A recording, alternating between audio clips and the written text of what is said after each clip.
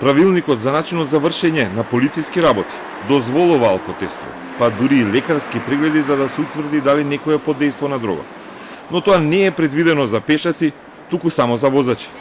Истото барање полицајците го имале и за приведената актерка и активистка Ирена Ристич, која пред владата сакала да чисти од пушоци во ноќта недела кон понеделник, пошто била приведена и носена во Бардовци поради сомнежи за низиното однесување.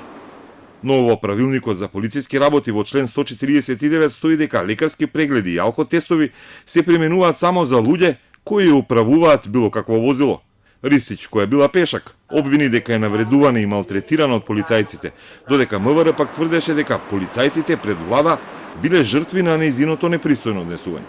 Откако беше завршена постапката и на Ристич и го овозможиле правото на адвокат, полицајците и пишале на актерката 2 прекршочни пријави за омаловажување на полицајци и за нарушување на јавен ред и мир, за кои може да биде осудена на максимум 1300 евра казна.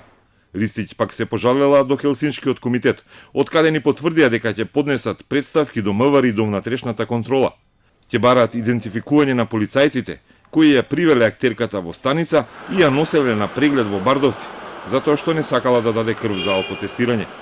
Уранија Пировска од Хелсиншкиот комитет ни соопшти дека според пријавата на актерката постојат сомнежи дека полицајците не сториле само прекршок, туку и кривично дело малтретирање во служба.